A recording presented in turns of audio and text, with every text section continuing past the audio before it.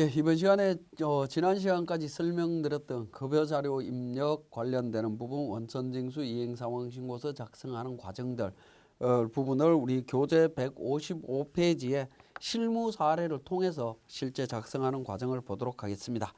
자, 급여 자료 입력 매뉴얼에 입력하고 원천징수할 간이세액 산출하고 급여대장, 급여명세서, 그 다음에 급여 지급일에 회계 처리 과정까지 이야기를 하고 있습니다. 자, 우리 인사급여의 급여 근로소득 관리에 급여 자료 입력이 있죠. 이미 사원 등록에서 등록되어 있는 사원들에 대한 급여 부분을 처리하는 과정을 보도록 하겠습니다. 자, 급여 자료 입력 메뉴에서 내용을 보면, 자, 우리 교재 155페이지에 급여 체계 및 공제 항목이라고 있어 기본급, 가족수당, 자가운전 보조금, 식대, 야간수당, 월차수당, 공제 항목이 있습니다. 자, 급여 자료를 처음 입력할 때는 우리 F4번에 있는 수당 공제라고 하는 부분에서 등록해야 된다라고 했죠. 수당 등록과 공제 등록에서 등록을 합니다. 기본급, 가족수당이라든가 직책수당, 월차수당은 전부 과세 대상이고요. 기본급, 직책수당, 월차수당 전부 다 과세고요.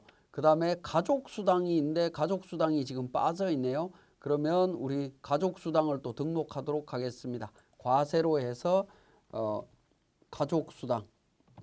가족수당으로 해서 제가 등록을 했고요. 자, 급여체계 항목에서 내용을 보니까 밑에 자가운전 보조금 비과세, 자가운전 보조금은 비과세 적용 사원과 과세 적용 사원이 동시에 있다라고 되어 있습니다. 그래서 자가운전 보조금 비과세 항목 적용되는 부분과 자가운전 보조금 과세 항목을 제가 두 개를 동시에 등록을 했습니다. 자, 그 다음에 식대는 비과세 요건을 충족한 걸로 본다. 그래서 식대는 전체 비과세 처리됐고요. 연장근로수당은 소득세법상 비과세 요건을 충족한 경우에 비과세한다라고 해서 연장근로수당 등록 항목으로 등록이 되어 있습니다. 야간근로수당으로 등록되어 있죠. 연 240만 원까지 비과세 되도록 되어 있습니다. 자, 그렇게 되어 있고요. 그 내용이 우리 교재 157페이지에 수당 등록과 관련되는 부분 설명이 되어 있습니다. 특히 국외근로소득 같은 경우에 내용이 있다라고 하면 우리 직원 중에 보면 156페이지에 김외국 직원이 있죠. 김외국 직원은 국외근로소득 미국 지사의 김외국이 아니라 참 박지사입니다. 박지사가 미국 지사에 근무하고 있습니다. 그래서 외국에서 근무하면서 근로소득이 있죠. 그래서 비과세 항목으로 해서 100만 원까지 비과세 항목으로 제가 등록을 했고요. 이 비과세 관련해서 국외근로소득과 관련해서는 우리 사원 등록에서 이미 그 부분이 등록이 되어 있어야 된다라는 부분이죠. 박지사 사원 같은 경우에 7월 달에 등록할 때 국외근로소득에 대한 부분 기본 사항에서 등록을 해야만이 비과세를 적용받을 수 있다라는 점 기억하시면 되겠습니다. 자, 그리고 백두산과 박지사의 자가운전 보조금은 비과세 요건을 충족하나 나머지 직원은 비과세 요건에 해당하지 않는다라고 되어 있습니다. 그래서 백두산하고 박지사 관련되는 부분 수당 등록에서 등록된 내용을 통해서 우리 급여 자료를 입력하시면 됩니다. 자, 1월달 급여 자료 내용을 보도록 하겠습니다. 귀속이 1월이고요. 지급이 매월 25일로 되어 있네요. 25일 날 해서 이렇게 등록을 했습니다. 항목별로 기본급, 직책수당, 그 다음에 자가운전 보조금. 자가운전 보조금 백두산은 비과세 요건을 충족한다라고 했죠. 그래서 비과세 항목에다가 등록을 했습니다. 자, 자가운전 보조금 20만 원까지 비과세죠. 20만 원까지 비과세인데 35만 원을 입력하면 20만 원 비과세, 나머지 15만 원은 과세로 표현이 됩니다. 과세로 해서 세금이 계산이 된다라고 보시면 되겠고요. 식대 15만 원, 식대는 비과세 요건을 모두 충족한다라고 이야기를 했습니다. 그래서 비과세 항목에다가 15만 원 입력하면 10만 원 비과세, 5만 원 과세로 처리가 될 겁니다. 자, 안기부 직원도 마찬가지로 등록을 했고요. 자, 야간 근로수당 40만 원 비과세 처리를 했는데 안기부 직원에 대한 사원 등록 사항을 한번 보시면 안기부 직원은 생산직 근로자에는 해당이 되지만 직전 연도 총 급여가 9,800만 원, 즉 3천만 원 초과로 인해서 연장근로 비과세가 적용되지 않습니다. 그래서 안기부 직원 같은 경우에 연장근로수당을 입력을 하더라도 이 부분은 비과세 처리되지 않고 세금이 계산이 된다라고 보시면 되겠습니다. 자, 송아지 직원 같은 경우에 내용 있는 부분 그대로 등록을 했습니다. 뭐 크게 신경 안 쓰셔도 될 거고요. 속리산 직원은 250에 10만 원씩 해서 등록을 했습니다. 그러면 소득세 세액 관련되는 부분은 자동으로 계산이 됩니다. 자, 속리산 직원은 청년이고 감면율을 적용받고 있습니다. 청년 감면율은 속리산 직원 같은 경우에 추가 사항에서 중소기업 감면, 취업 감면에 대한 부분 등록이 되어 있죠. 요 내용을 급여 입력 시에 적용하기 때문에 매월 반영이 되고 있습니다.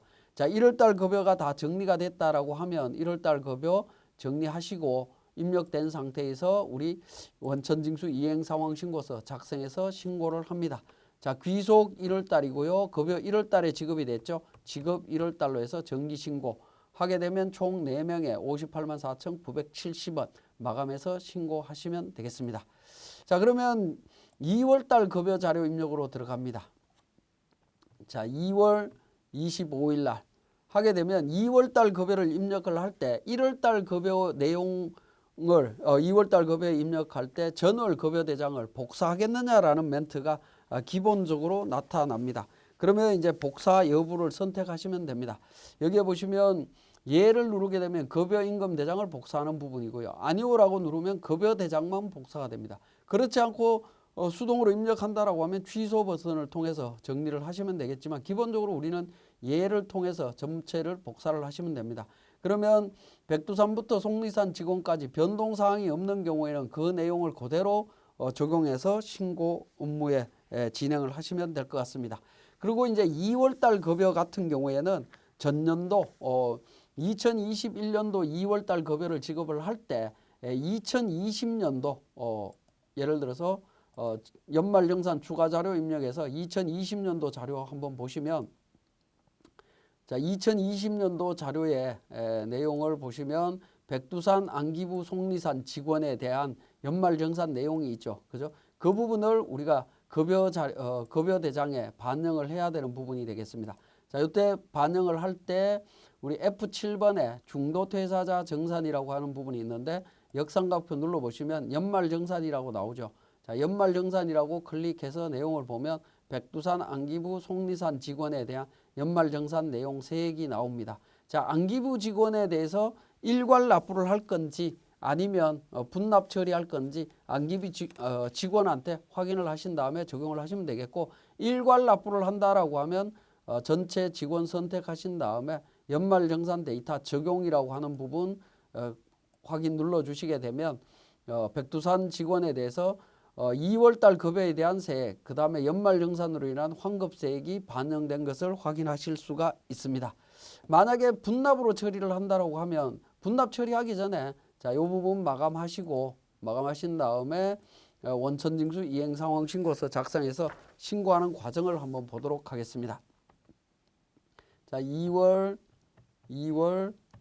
지급기간 2월로 해서 작성을 하게 되면 연말정산세액과 지금은 이제 분납으로 나와 있네요. 취소 버튼 통해서 다시 작성을 해보도록 하겠습니다.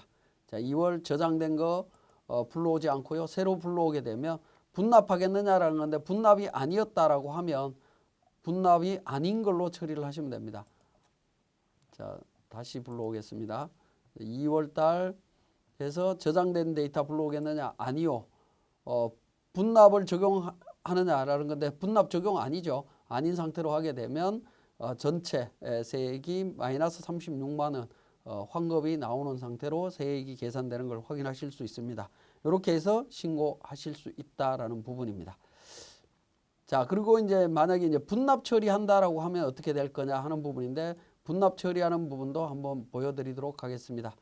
자, 2월 25일 날 급여 대장에 대한 부분들 마감 취소를 하겠습니다. 제가 마감 취소를 하고 연말정산 관련해서 분납 적용으로 해서 연말정산 자료 불러오기 전체 사원 선택하신 다음에 연말정산 자료 불러왔죠. 자, 전체 선택하신 다음에 분납 계산이라고 하는 내용 선택하시게 되면 안기부 직원에 대한 세액이 3분의 1씩 3회분에 걸쳐서 적용이 됐고요. 분납 적용을 누르게 되면 반영이 됩니다. 분납 데이터가 적용되어 있습니다. 안기부 직원 같은 경우에 절반 분납으로 반영이 되어 있죠. 자, 요 데이터를 마감하신 다음에 원천징수 이행상황신고서 작성해서 제출하시면 됩니다. 자, 2월로 해서 데이터 저장된 데이터 말고 새로 작성을 합니다. 분납 적용이 되겠죠. 분납 적용을 누르게 되면 이렇게 작성이 된다라고 보시면 되겠습니다. 자, 원천징수 이행상황신고서 작성해서 제출하시면 되겠고요. 자, 그 다음에 3월달 급여 대장으로 갑니다. 자, 3월 25일자 이미 급여 대장 반영이 되어 있습니다. 근데 3월 25일에 보면 김외국이라고 하는 직원이 있습니다.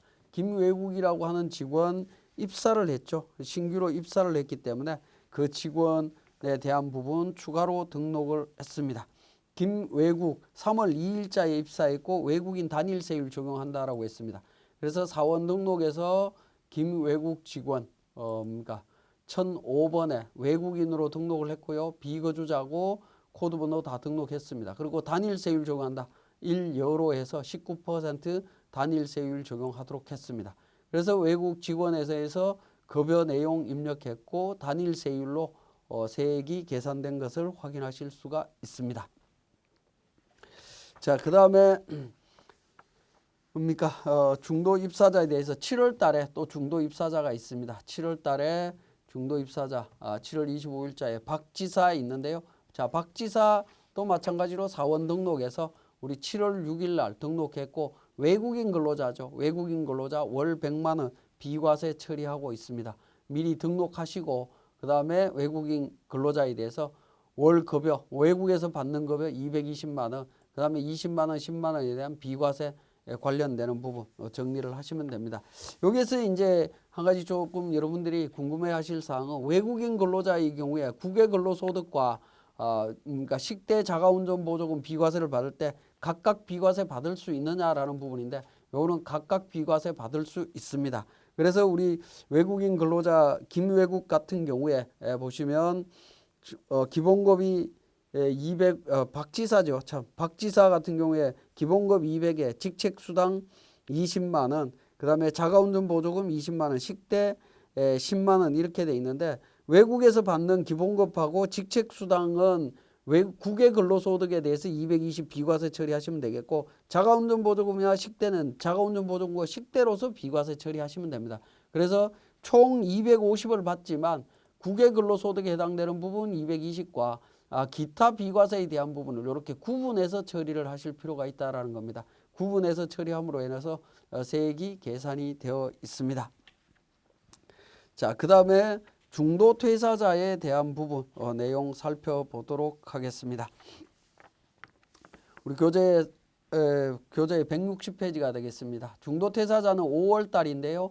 자, 5월 달에 사원 등록을 보니까 송아지 직원 2021년 5월 25일 날 퇴사했다라고 되어 있습니다. 그래서 송아지 직원 퇴사 연월일을 이렇게 입력을 했고요. 입력한 이후에 5월 달 급여로 갑니다. 급여 대장 5월 달로 해서 정리를 하면 자, 송아지 직원에 대한 내용이 반영이 되어 있을 거고요. 퇴사자로 표시가 될 거고 요 송아지 직원 급여 관련되는 메뉴를 확인을 하신 다음에 우리 F7번 중도 퇴사자 정산이라고 하는 메뉴를 통해서 정산을 하시면 됩니다. 정산을 해서 퇴사월 소득세 반영을 하시든 아니면 그냥 급여 반영을 하시든 상관없습니다. 그냥 동일하게 처리가 되는 부분이니까요. 정리를 하게 되면 퇴사월에 대한 소득세 빠지면서 이렇게 계산이 되는 부분이 있을 수가 있고요. 아니면 퇴사월 소득세 반영이라고 해서 처리를 하게 되면 이렇게 반영해서 처리하실 수도 있다라는 겁니다. 이미 제가 반영하지 않고 처리하는 걸로 했기 때문에 이렇게 되어 있습니다. 다시 한번 보여드리면 25일 날 해서 저장되어 있는 부분을 그냥 불러와 버렸네요. 불러오지 않고 다시 입력을 하게 되면 5월 25일 날 이렇게 처리가 되는데 퇴사자 송아지 직원에 대한 부분들 이렇게 반영이 된 것을 확인하실 수 있습니다. 중도퇴사자 이미 적용이 되어 있고요. 그죠? 그래서 중도퇴사자 관련되는 부분, 뭡니까? 연말 삭제를 눌러갖고 제가 다시 한번 보여드리면 송아지 직원 같은 경우에 삭제가 됐고 요 직원에 대한 급여를 재계산을 해보겠습니다. 재계산 버튼을 통해 갖고 재계산 처리했고요. 자, 송아지 직원 재계산 처리했고 중도퇴사자 관련되는 부분에서 퇴사월 소득세 반영이라는 버튼을 통해 갖고 급여 대장에 반영하실 수도 있다라는 겁니다. 어쨌든 요게 이제 퇴사월에 대한 급여가 들어가느냐 안 들어가느냐 차이인데 내용은 똑같습니다. 내용은 똑같으니까 우리 교재의 161페이지에 그 부분에 대해서 자세히 설명해 놨으니까 확인을 하시고요. 자, 중도퇴사자가 있는 경우에는 반드시 퇴사월에 급여를 지급할 때 연말정산을 진행한다라는 거 기억을 하셔야 되겠습니다. 자, 그 다음에 6월 달에 상여금에 대한 부분이 되겠습니다. 6월 25일 날 상여금이 나간다라고 하면 상여금에 대해서 여기에 상여란의 항목에다가 금액을 입력하게 되면 급상여로 바뀌게 됩니다. 안기부 직원, 속리산, 김외국 직원 관련해서 그대로 등록을 했습니다. 12월 달 같은 경우에 보시면 상여금이 나가는데 12월 달 상여금에 박지사 외국에서 근무하는 분이 되죠. 상여금이 나갔다라고 하면 그 상여금까지 국외근로소득으로 포함시켜서 입력을 해주시면 되겠습니다. 자, 이렇게 이제 지급일자를 통해 갖고 급여 입력되어 있는 부분 1월 달부터 12월 달까지 급여가 입력되어 있는 내용들을 전부 다 확인하실 수가 있습니다. 그죠? 이렇게 전체 확인을 하실 수가 있겠고, 자, 이렇게 그러니까 급여가 입력된 내용을 바탕으로 우리 회계 처리하는 과정을 한번 보도록 하겠습니다. 교재 163페이지에 급여자료 회계 처리입니다.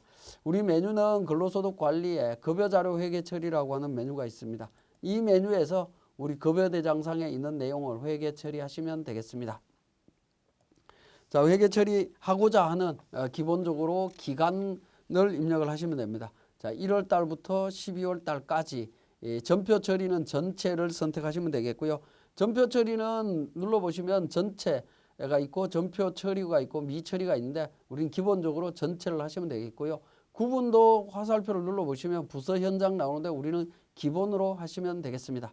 자, 기본으로 하면 1월 달부터 12월 달까지 이미 전표가 처리가 되어 있습니다. 처리가 되어 있는데 제가 전표 처리되어 있는 부분을 전송 취소 버튼을 누르고 정리를 다시 해보도록 하겠습니다. 자, 이렇게 있으니까 전표 처리되기 전에 내용이 되겠습니다. 자, 여기서 이제 중요한 부분들은 전표 발생 일자는 기본적으로 급여대장상 지급연월일이 자동으로 반영되도록 되어 있습니다. 만약에 지급연월일하고 실제 지급일하고 다르다라고 하면 전표 실제 발생할 날짜를 직접 입력을 하시면 되겠습니다. 입력하는 방법은 F7 붕괴 설정이라고 하는 부분을 통해서 하실 수 있다라는 부분이고요. 그 다음에 오른쪽에 보시면 급여 내용에 대한 내용들이 나옵니다. 구분, 항목, 계정 과목, 그 다음에 금액, 적요가 나오는데 구분, 항목, 금액은 구분과 항목과 금액은 기본적으로 우리 급여대장상의 내용이 자동으로 반영이 되는 거다라는 겁니다. 이 부분은 수정이 불가능하게 되겠죠.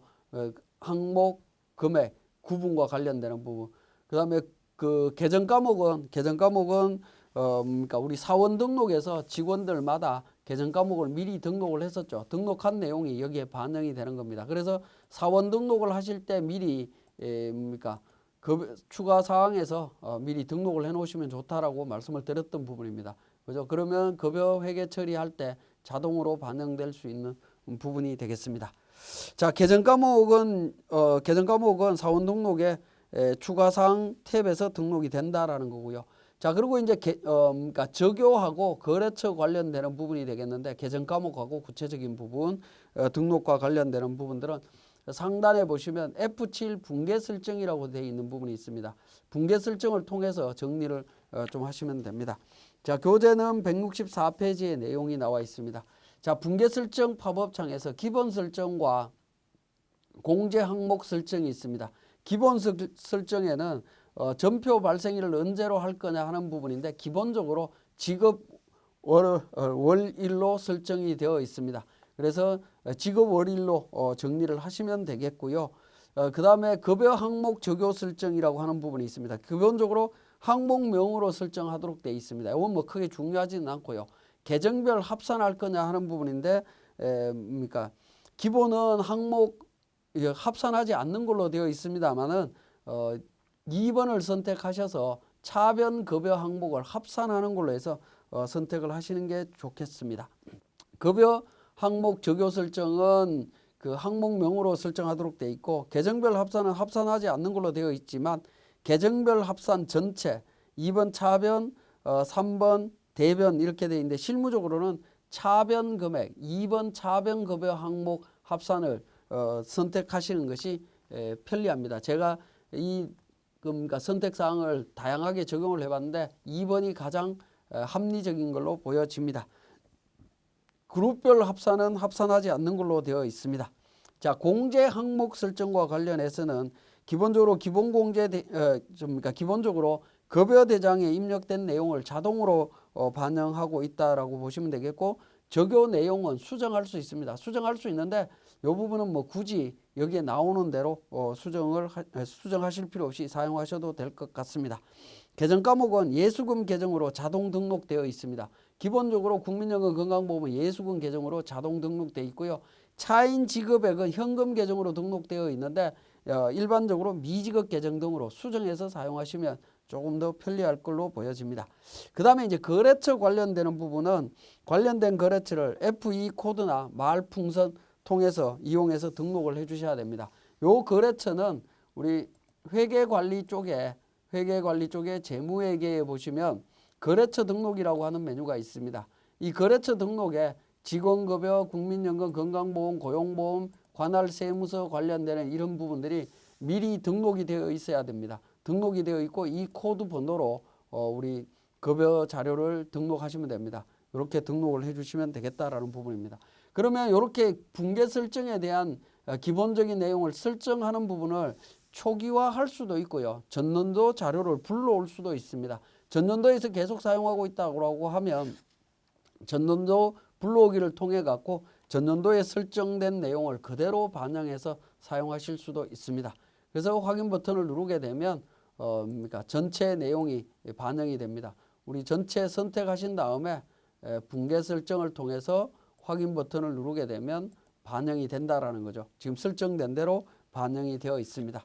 이렇게 반영된 상태에서 전체 선택하신 다음에 F4 전표 추가 버튼을 누르게 되면 일반 전표에 전표를 발생하겠느냐라는 멘트가 뜹니다. 여기에 예라고 누르게 되면 12달 회계 처리 내용이 일반 전표로 전송됩니다. 자, 그러면 일반 전표로 이미 전송이 완료되었을 텐데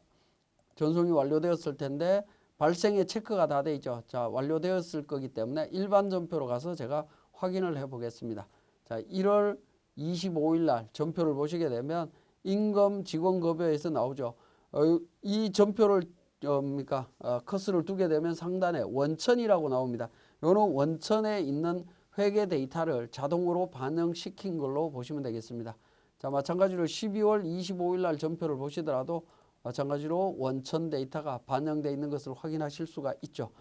자, 이렇게 이제 처리를 하시게 되면 우리 급여 대장상에 있는 부분을 원천징수 이행상황 신고서를 통해서 신고하고 또 회계 처리까지 우리 세무사랑 프로를 통해서 손쉽게 정리할 수 있는 것을 알 수 있습니다.